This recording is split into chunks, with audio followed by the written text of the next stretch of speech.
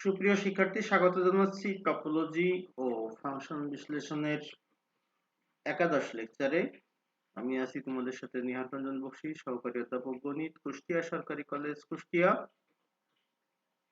আজকের ক্লাসটি শুরু করার আগে আমরা একবার চোখ বুলিয়ে নিতে চাই আমরা এর আগের লেকচারে কি শিখেছিলাম। কারণ তোমরা জানো যে এগুলো ধারাবাহিক প্রক্রিয়া এবং আগের গুলো ভুলে গেলে তোমরা এটি বুঝতে পারবে না। সে কারণে কিছু সংজ্ঞা, কিছু উপপাদ্য একেবারে সংক্ষেপে আমরা একবার একটু দেখে নিতে চাই। তো আমরা শুরু করেছিলাম তৃতীয় অধ্যায়ের কম্প্যাক্টনেস তথা সংবদ্ধতা। প্রথমেই ছিল এটা আচ্ছাদন বা কাভার। তো কাভারের জন্য আমি ছবি দিয়েছিলাম, এখানে বলেছিলাম যে কাভারটা কি সেটি খেয়াল রাখতে হবে। যে আমাদের টপোলজি যে সেট দিয়ে শুরু হয় তার উপসেটটি বলেছিলাম যে যে সি, এই সি এর কথা বলেছিলাম উপসেট। তো কালেকশন অফ জি আলফা,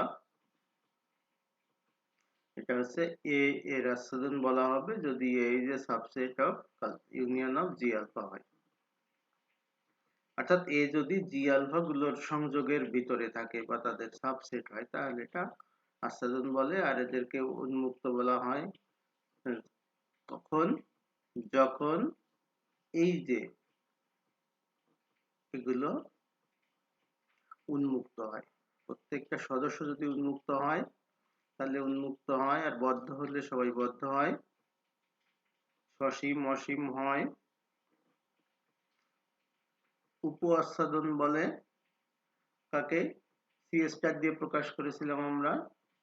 যদি সি স্টার কে সি এর আচ্ছাদন হলো সি স্টার প্রত্যেক উপাদান সি এর উপাদান হয়, এটা উপর তো আমরা জানি সাব যেটা ওর অংশ হয়। আর ছিল হ্রাসযোগ্য, একটা ছিল যদি সসীম হয়, সি স্টারটা যদি সসীম হয়। আর একটা হচ্ছে রিফাইনমেন্ট বলা হচ্ছিল, সেই একই রকম সি স্টার কে রিফাইনমেন্ট বলা হবে জি আলফা স্টার, যেটা অর্থাৎ সি স্টার থেকে যেটা তৈরি হবে। এই ছবিটা একটু খেয়াল করবা, আর যাদের সমস্যা আছে তারা একটু দরকার হলে আগের ভিডিওটি দেখে নেবে। এটা সি স্টার এর সদস্য হয় এগুলো। আর কম্প্যাক্ট সেট, এটা তো একই কথা, তবে খোলা আচ্ছাদন হতে হবে এবং সসীম হতে হবে। উপ আচ্ছাদনে হ্রাস করা যায়, রিডিউস করা যায় যদি, তাহলে এটাকে বলা হবে কম্প্যাক্ট সেট। কম্প্যাক্ট জগৎ, এটা একটু ভালো করে মনে রাখবে। কম্প্যাক্ট জগৎটা এই যে সিটাকে, সি মানে সেট অফ জি আলফা, এটাকে খোলা আচ্ছাদন বলা হবে যদি সি এর প্রত্যেক সদস্য খোলা সেট হয় এবং x equal to union of G alpha. সংবদ্ধ জগৎ অর্থাৎ সবগুলো মিলায়ে, এরা তো মিলায়ে থাকবে, এইটা সংবদ্ধ হয়, এটা জগৎটা সংবদ্ধ, আর কিছু না। এরপরে গণনাযোগ্য ছিল, গণনাযোগ্য হতে হলে সসীম উপ আচ্ছাদনে রূপান্তরযোগ্য হয়, এটা উপ আছে এখানে আর লাগছে না। আর স্থানীয়ভাবে প্রতিবেশ থাকে যার আবর্তক সংবদ্ধ, এই যে বলেছিলাম এখানে নেইবারহুডের কথাটি। উপপাদ্য একে আমরা পড়েছিলাম সংবদ্ধ যদি হয় তাহলে তার বদ্ধ উপসেট হবে সংবদ্ধ। Every closed subset of a compact topological space is compact, এটা ছিল কথা। তো এই উপপাদ্যটি আমরা দেখেছিলাম। এছাড়া উপপাদ্য হাসডট জগৎ এর জন্য বলেছিলাম যে এদের ইন্টারসেকশন ফাঁকা সেট হয় হাসডট জগতের। আর কি বলেছিলাম, এখানে একটা প্রমাণ করেছিলাম। এখন আমরা চলে আসি আজকের পড়াতে। উপপাদ্য 3, বলছে প্রশ্নটি ভালো করে আমরা একটু বুঝে নেওয়ার চেষ্টা করি। এক্স একটি হাজার জগৎ, এ বি এক্স এর সংবদ্ধ জগৎ, এমন জগৎ যেন এদের ইন্টারসেকশনটা ফাঁকা সেট হয়, অর্থাৎ এদের কোনো সাধারণ উপাদান না থাকে।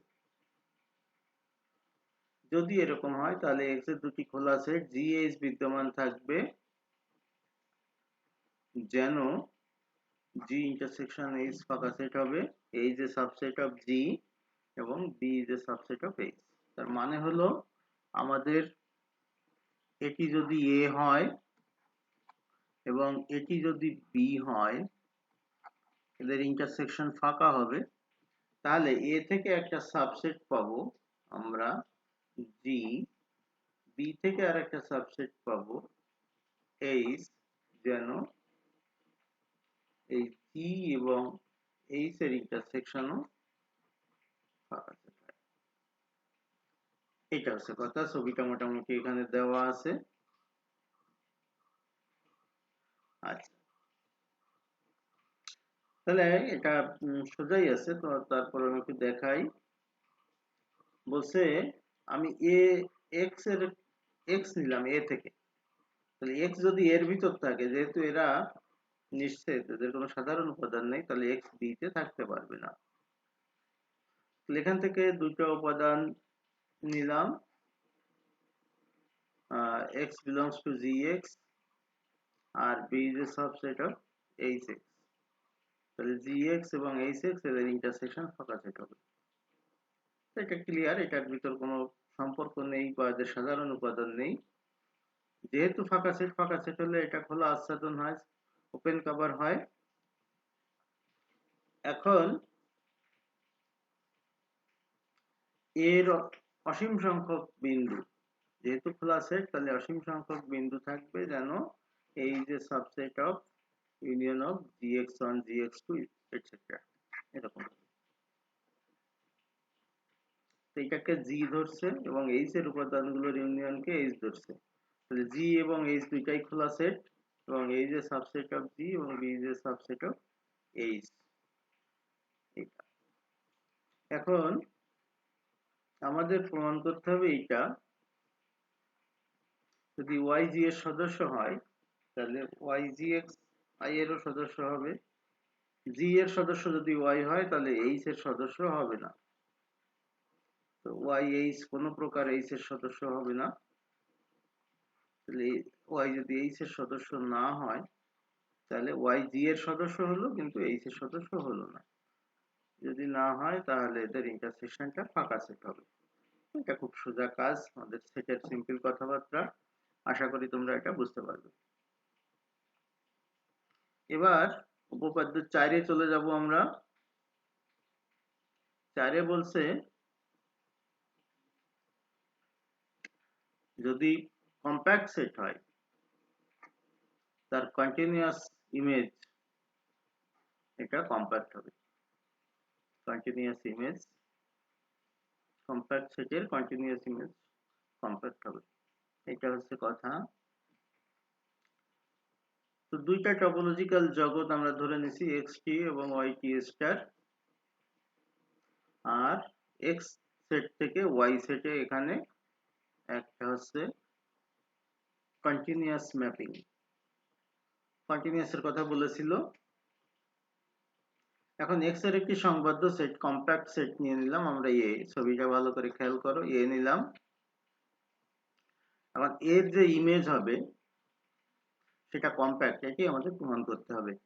তাহলে কম্প্যাক্ট সেটের ইমেজ, কন্টিনিউয়াস ইমেজ গুলো কম্প্যাক্ট হবে, এটা ছিল আমাদের কথা। এখন যে টি স্টার আমার এদিকে, টি স্টারের একটা কাভার এইচ আলফা নিয়ে নিয়েছে, অর্থাৎ এফ এ কে ধারণকারী একটা সেট। তাহলে F of A is a subset of union of H alpha, এটা আমরা এই যে আগেই দেখে আসছি। তাহলে A is a subset of F inverse, এটা হবে, এটাকে এফ ইনভার্স ইউনিয়নের ভিতরে ঢুকাই দিয়ে গেল। এখন এফ এর অবিচ্ছিন্নতা আলফার জন্য এফ ইনভার্স হলো খোলা, কারণ আমরা এটা খোলা নিয়েছিলাম। তাহলে খোলা আচ্ছাদন যদি হয়, এখন এ আবার কম্প্যাক্ট হবে, তাহলে এরকম অসীম সংখ্যা বিদ্যমান থাকবে, যেন এই যে সাবসেট অফ এটার মান এখানে বসিয়ে দেওয়া হলো ইনভার্স করে, আর এটা দেখা যাচ্ছে যে এটা উপ আচ্ছাদন হয়ে গেল। আর উপ আচ্ছাদন যদি হয় তাহলে এটা কম্প্যাক্ট। তাহলে এই কথাগুলো আসলে খুব সোজা। আবার যদি তুমি এই কথাগুলো, উপরের সংজ্ঞাগুলো ভালো করে মাথায় না রাখো, তাহলে কিন্তু একটু ঝামেলা হয়ে যাবে। বারবার এগুলো প্র্যাকটিস করবে, প্র্যাকটিস করে লিখবে, তা নাহলে কিন্তু পরীক্ষার হলে ভুলে যাবে। উপপাদ্য 5 এটা তোমরা নিজেরা করে নিও, এটা আর আমি দেখাতে যাচ্ছি না। এরপরে হেইনবরের উপপাদ্য তোমরা আগে করেছো, এটা আর এখানে হেইনবরের উপপাদ্যটাও ক্রম এগুলো খুব আসে না, সুতরাং আমরা এগুলো একটু অ্যাভয়েড করে যাচ্ছি।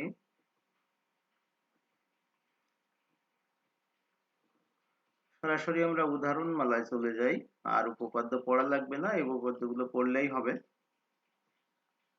বলছে দেখা হচ্ছে সচরাচর টপোলজিতে ব্যবধি নিবিড় নয়। তো আমাদের ইউজুয়াল টপোলজি, সচরাচর বা সাধারণ যেগুলো প্রচলিত অর্থে ব্যবহার হয়, এগুলো কম্প্যাক্ট নয়, নিবিড় নয় বা সংবদ্ধ নয়। ভাষা একটু সমস্যা হতে পারে তোমাদের, এটা নিবিড় নয় মানে এখানে কম্প্যাক্ট নয়, সংবদ্ধ নয়। তো এটা বলেছে কি, x belongs to a real r, সুতরাং x বাস্তব সংখ্যা এবং x এর মান 0 থেকে 1 এর ভিতরে আছে।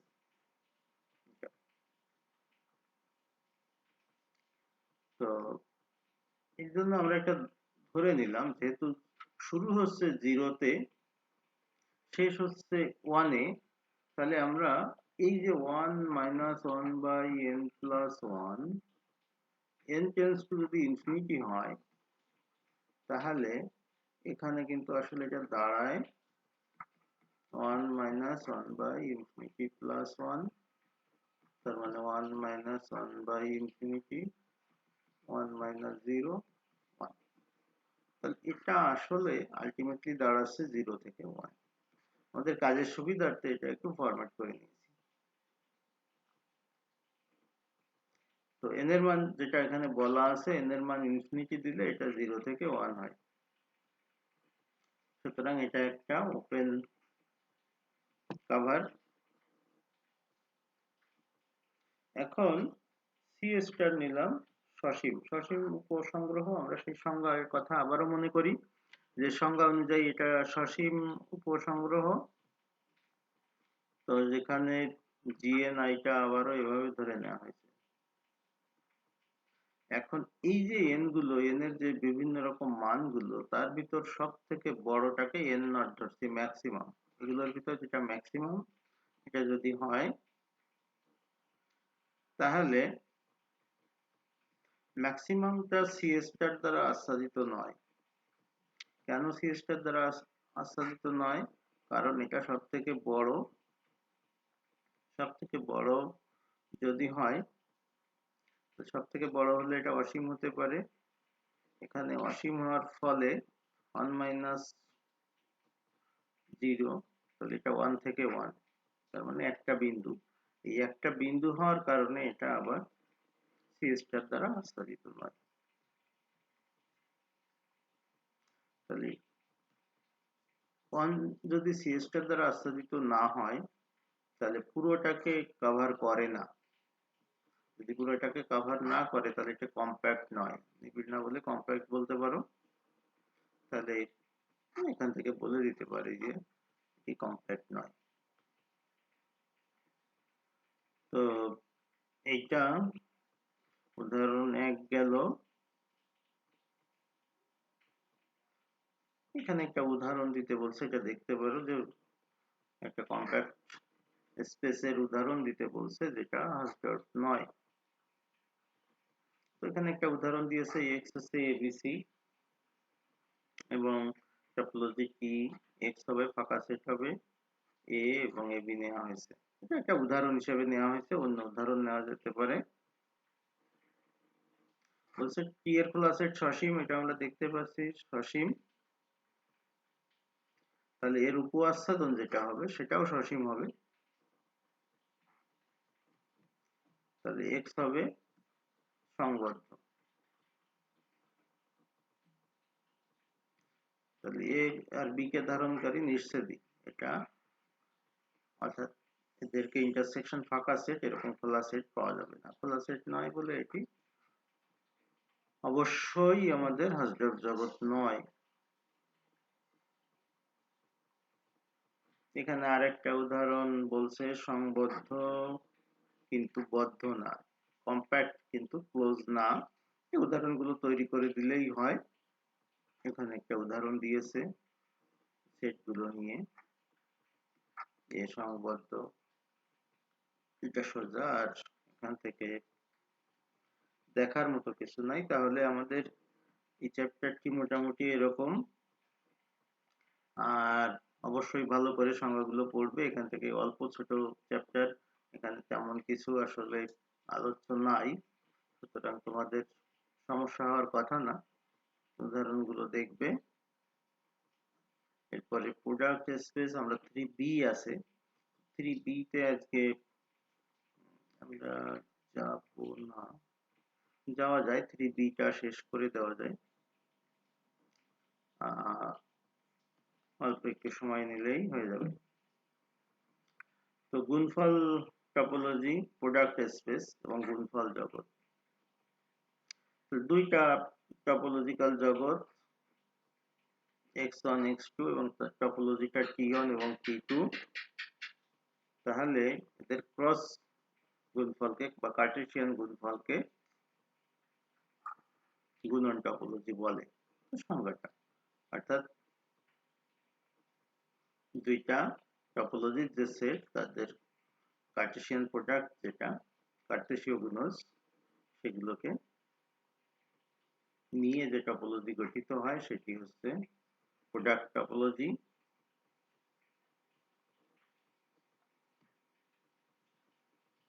আর এটা প্রজেকশন ম্যাপিং বলা হচ্ছে,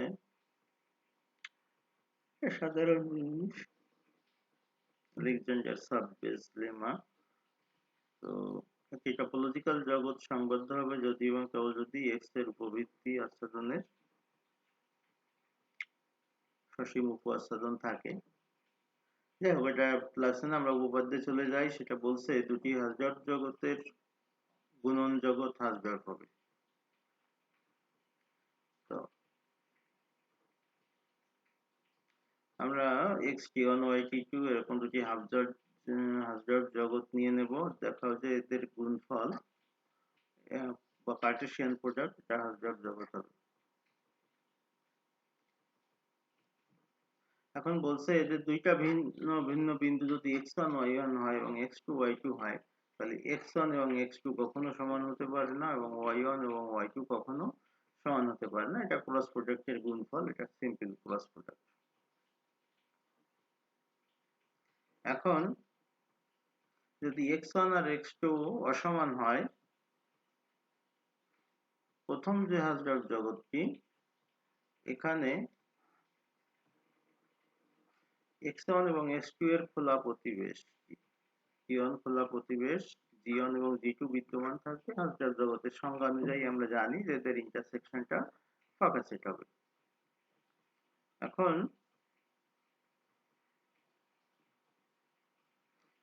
g1 এর সাথে যদি y কে ক্রস করা হয় এবং g2 এর সাথে যদি y কে ক্রস করা হয়, তা সেগুলো অবশ্যই x ক্রস y এর খোলা উপসেট হবে। তো এটাও বলা যাবে, এটাও একই কথা। খোলা উপসেট দুটো যদি আমরা ইন্টারসেকশন নেই, তাহলে একটা ফাঁকা সেট হবে, এই ফাঁকা সেটের সাথে আবার ক্রস করলে ফাঁকা সেট হয়ে যাবে। যদি ফাঁকা সেট হয় তাহলে খোলা প্রতিবেশ হবে। ঠিক একইভাবে যদি আমরা y টা ব্যবহার করতাম, y1 y2, তাহলে ওইটা খোলা প্রতিবিম্ব পাবো এবং এদের ইন্টারসেকশনটা ফাঁকা সেট পাবো। আর সে কারণে এই ক্রস প্রোডাক্টটা একটা হালকা জগৎ হবে। এবার উপপাদ্য 2, ত্রিকোণক উপপাদ্য বর্ণনা এবং প্রমাণ করো। তো এখানে ছোট ছোট দুই একটা উপপাদ্য আছে, একদম ক্লিয়ার করে পড়ে রাখবে। এই করোনার সময় চলছে, ভয়াবহ অবস্থা, প্রতিদিন মৃত্যুর রেকর্ড করছে বাংলাদেশ। সুতরাং তোমরা এই সময়ে এগুলো ঘরে থাকবে এবং ভালো করে পড়ে রাখবে। বলছে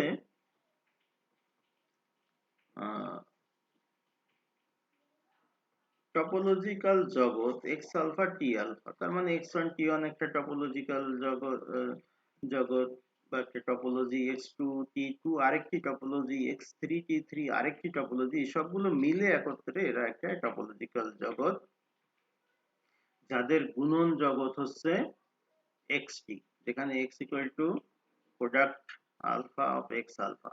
তো product alpha of X alpha এই জিনিসটা একটু বলি, তা না হলে এটা আবার ভুলে যেতে পারো তোমরা, বা যদি ভুলে যেয়ে থাকো অলরেডি। এটা হচ্ছে প্রোডাক্ট পড়া হয়, যদিও পাই বড় হাতের পাই দ্বারা আসলে প্রোডাক্ট পড়া হয়, গুণফল পড়া হয়। এর মানে হলো এটা হয়তো x1 cross x2 cross x3 cross x4 এরকম। এই ক্রসটাকে আমরা সংক্ষেপে এই প্রোডাক্ট দিয়ে প্রকাশ করা হয়।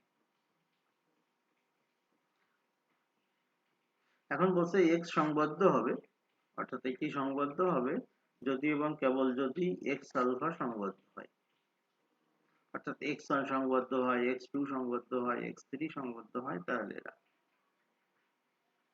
তো আমরা প্রথমে ধরে নিলাম প্রথম অংশ যে x সংবদ্ধ। এখন একটা আমরা ম্যাপিং ধরে নিব x থেকে x আলফা, x থেকে x আলফা, এটা অবিচ্ছিন্ন ম্যাপিং ধরে নিলাম। তো আমরা এর আগে একটু পড়ে এসেছিলাম যে সংবদ্ধ সেটের অবিচ্ছিন্ন প্রতিবিম্ব সংবদ্ধ, তাহলে এখান থেকে আমরা বলে দিতে পারি যে x আলফাটাও সংবদ্ধ হবে। এখন আমরা ধরে নিলাম যে x আলফা সংবদ্ধ, আমরা দেখাবো x সংবদ্ধ।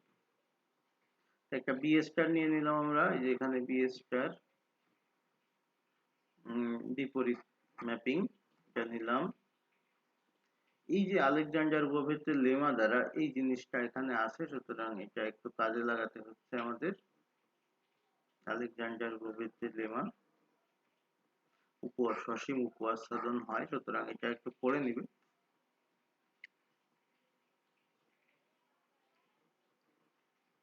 এটা সংবদ্ধ হয়, তাহলে বি আলফাটা ধরে নিলাম এটা। এখন B alpha, alpha belongs to ডেল্টার জন্য, এক্স আলফার জন্য বি আলফা সসীমভাবে সংবদ্ধ। এখন এক্স আলফা সংবদ্ধ যদি হয়, তাহলে বি আলফা এক্স কে এটা কভার করবে না। তার মানে একটা বিন্দু এক্স আলফার ভিতর থাকবে যেন এক্স আলফাটা জি এর সদস্য না হয়, যা বি আলফার সাবসেট। যেটা যদি না থাকে তাহলে এটা এক্স এ সংবদ্ধ হবে এবং তার ফলে এক্স ও সংবদ্ধ হবে। এটি ছিল আমাদের প্রমাণ। তাহলে আমরা দেখতে পাচ্ছি এটা সহজেই হয়ে গেল। এই চ্যাপ্টারটি ছোট চ্যাপ্টার, এটি একসাথে করা যেত। তো 3B এভাবে শেষ হয়ে গেল আমাদের। এর মাধ্যমে আমরা তৃতীয় অধ্যায়টি শেষ করে ফেললাম। তো এগুলো একটু ঝামেলার জিনিস, বুঝতে একটু কষ্ট হয়, বারবার বলা লাগে। আমাদের এই সকল ইন্টারনেট অনলাইন ইউটিউবে আসলে সরাসরি ক্লাস না নিলে একটু কষ্টকর হয় এসব জিনিসগুলো। তারপরেও যতটুকু পারা যায় সেটি খেয়াল রাখবে, ভিডিওগুলো বারবার দেখে যতটা পারা যায় এটা আয়ত্ত করে নিবে, বারবার লিখবে, তাহলে হয়ে যাবে। এর মাধ্যমে আমরা 11তম লেকচারটি শেষ করলাম। পরবর্তীতে আবার কোনো নতুন লেকচার নিয়ে আসবো। ততক্ষণ তোমরা ভালো থাকো, সুস্থ থাকো এই কামনা করি আজকের মতো বিদায় নিচ্ছি। ধন্যবাদ।